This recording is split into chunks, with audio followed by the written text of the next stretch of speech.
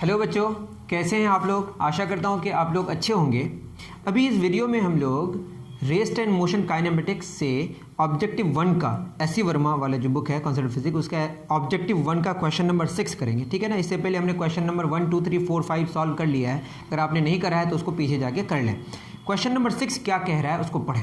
Question कह रहा है a stone is released from an elevator. यहाँ पे भी लिखा हुआ है a question is released from an elevator going up with an acceleration a. एक एलिवेटर है जो ऊपर की तरफ जा रहा है, स्टोन के साथ जा रहा है। एक स्टोन है जो एलिवेटर के साथ जा रहा है। कोई पकड़ के मान लेते कोई बंदा खड़ा है एक एलिवेटर में, मानते हैं एलिवेटर है, यहाँ पे बंदा खड़ा है और ऊपर जा रहा है। पूरा एलिवेटर में जो एक्सेलरेशन है वो कितना है, ए एक्सेलरेशन है। और एक बंदा है और यहाँ पे मान लेते खिड़की है या कुछ भी है, वहाँ से क्या कर रहा है, वो एक पत्थर को पकड़ के रखा है और उस पत्थर को जस्ट छोड़ रहा है। ठीक है, मानते हैं कि ये पूरी कहानी मैं समझा दूं। मानते हैं कि ये जो जा रहा है ऊपर 10 मीटर पर सेकंड में जा रहा है और एक्सेलरेशन है आपका 5 मीटर पर सेकंड स्क्वायर।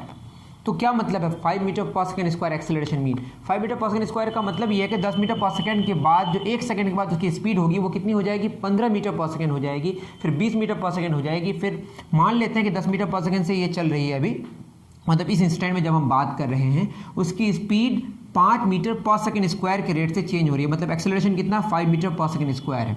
ठीक है, अब क्या होगा, 5 सेकंड के बाद इसकी स्पीड कितनी हो जाएगी, 10 के बाद 15, 20, 25, 30, मतलब ये पहले कितना होगा बताइए, 15 मीटर पर सेकंड, 20 मीटर पर सेकंड, फिर कितना 25 मीटर पर सेकंड। ठीक है, 1 सेकंड में कितना 15 मीटर पर सेकंड, 2 सेकंड में कितना 20 मीटर पर सेकंड। अगर मान लेते इस इंस्टेंट में हमने छोड़ा तो इस इंस्टेंट में अगर पत्थर को छोड़ेंगे तो पत्थर को भी कितनी स्पीड मिल गई है, अब 25 मीटर पर सेकंड।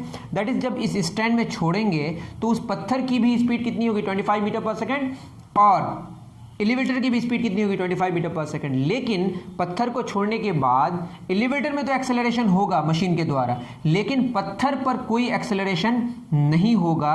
ये वाला कौन सा वाला होगा, तो छोड़ने के बाद कौन अट्रैक्ट करेगी उसको, अर्थ।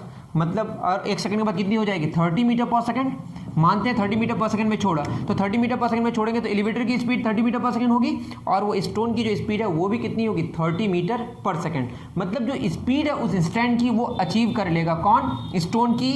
उस इंस्टेंट में जो स्पीड होगी उस इंस्टेंट में एलिवेटर की भी स्पीड होगी। लेकिन यूं ही छोड़ेंगे पत्थर को, पत्थर पर अब एलिवेटर का जो एक्सेलरेशन है वो नहीं होगा। जो एक्सेलरेशन ए से एलिवेटेड जा रही है वो एक्सेलरेशन नहीं होगा। ए अपवर्ड्स तो पॉसिबल ही नहीं, क्योंकि अब पत्थर वहां से छूट गया।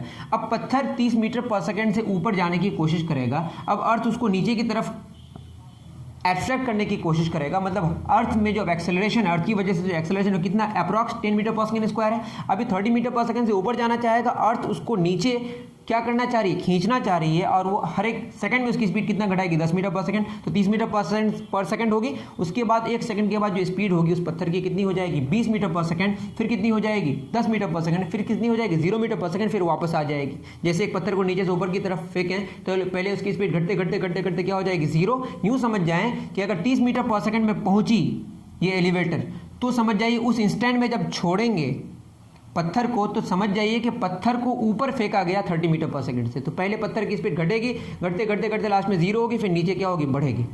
तो बात ये है, कंक्लूजन ये है कि ए अपवर्ड्स जो एक्सेलरेशन है वो एलिवेटर का है, ये तो हो नहीं सकता छोड़ने के बाद।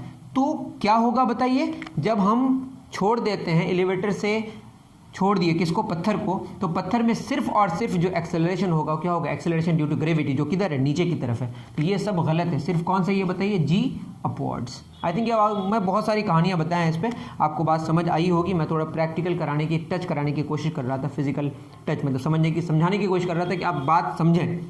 फिर मैं कह रहा हूँ एलिवेटर का कुछ नेट एक्सेलरेशन है जिसकी वजह से उसकी स्पीड बढ़ रही है। स्पीड बढ़ते बढ़ते बढ़ते वो 50 मीटर पर सेकंड हो गई, किसकी स्पीड, एलिवेटर की। तो पत्थर की भी स्पीड कितनी हुई, 50 मीटर पर सेकंड। जब उसको फेंकेंगे तो पत्थर की स्पीड भी कितनी होगी, 50 मीटर पर सेकंड ऊपर की तरफ। मतलब यूँ समझ जाइए उस इंस्टेंट में पत्थर को मैंने थ्रो किया, कितना मीटर पर सेकंड से, 50 मीटर पर सेकंड से ऊपर की तरफ। अब जब थ्रो करेंगे तो अब सिर्फ अर्थ क्या लगा रही है, फोर्स लगा रही है। उस फोर्स की वजह से अर्थ के फोर्स नीचे लगने की वजह से अब स्पीड घटते घटते लास्ट में क्या हो जाएगी, 0, फिर वापस नीचे आएगी तो स्पीड बढ़ेगी। मतलब एलिवेटर से पत्थर को फेंकने के बाद उसकी स्पीड उतनी होगी उस इंस्टेंट में, लेकिन सिर्फ एक्सेलरेशन कौन सा होगा, एक्सेलरेशन ड्यू टू ग्रेविटी, जो कि इधर नीचे। आई थिंक आपको बात समझ आई होगी, मैं ज़्यादा ही एक्सप्लेन कर दिया। Thank you.